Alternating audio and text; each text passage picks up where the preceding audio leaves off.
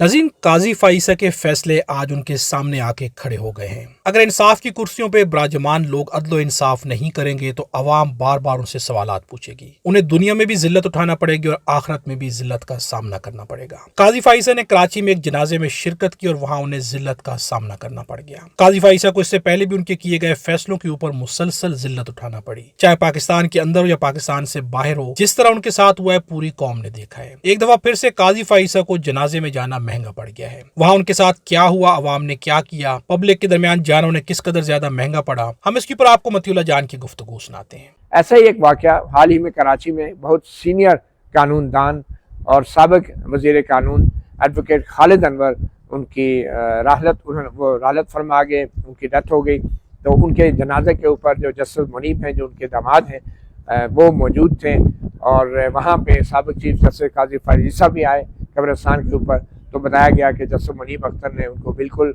वो नहीं मिले और उनसे मुलाकात भी नहीं की।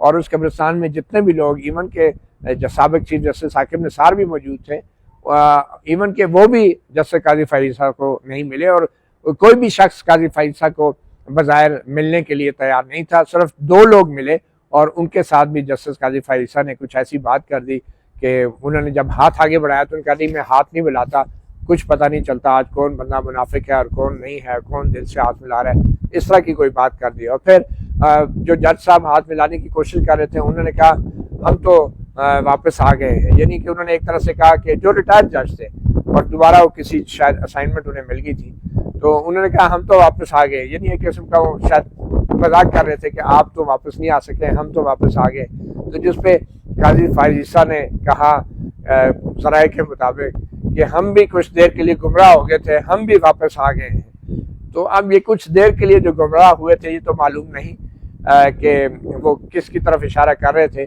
मगर जो कुछ अपने आखिरी दिनों में काजी फाइसा ने किया, उन्होंने पूरी कौम को गलत रास्ते पे जरूर डाल दिया। नाज़रीन, किसी भी मुल्क का निज़ाम जब अदलो इंसाफ कायम नहीं होगा, अदलो इंसाफ की कुर्सियों पे बैठे लोग भी मुफादात के लिए फैसले करेंगे, तो यकीनन जहाँ पे मुल्क और रियासत को नुकसान होगा, वहीं पर उनकी अपनी जात को भी नुकसान होगा। जिस तरह से काजी फाइसा ने फैसले किए, जिस तरह से पाकिस्तान तहरीक इंसाफ के खिलाफ फैसले किए गए, यकीनन उनके बाद जो है अवामी तौर पर उन्हें नफरत का ही सामना करना पड़ा है। जहाँ पर भी गए अवाम ने अपनी नफरत का इजहार किया है। उनके फैसलों से मुल्क और कौम को किस कदर ज्यादा नुकसान पहुंचा है, तो अवाम का कहना है कि काजी फाइसा के हर फैसले से मुल्क और कौम को सिर्फ नुकसान पहुंचा है। जिस तरह से 8 फरवरी को अवामी मैंडेट के ऊपर डाका डाला गया, अवाम के मैंडेट को चुराया गया, इसके पीछे भी काजी फाइसा के फैसले थे जो कि पाकिस्तान तहरीक इंसाफ के खिलाफ किए गए और गलत किए गए। जिस तरह से मतीउल्लाह जान ने गुफ्तगू की, यहाँ पर काजी फाइसा का एक जुमला कोट किया गया कि काजी फाइसा ने कहा है कि हमारी भी आंखें खुल गई हैं, हमने भी सबक सीख लिया है, हम भी गलत साइड पे चले गए थे लेकिन वापस आ गए हैं। ये एक बहुत ही इंपॉर्टेंट जुमला था, बहुत ही इंपॉर्टेंट गुफ्तगू थी, लेकिन इसके पीछे काजी फाइसा की नीयत क्या थी? क्या वो वही कहना चाह रहे थे कि जो अवामी तौर पे लिया जा रहा है, या उनकी नीयत कुछ और थी? इस वीडियो के बारे में कमेंट्स में अपनी राय का इजहार जरूर कीजिएगा। अगर आप हमारे चैनल पर नए हैं तो चैनल को सब्सक्राइब कर लें और बेल आइकन को भी प्रेस कर दें। खुदा हम सबको और हमारे वतन पाकिस्तान को अपनी हिफ्ज़-ए-मान में रखे।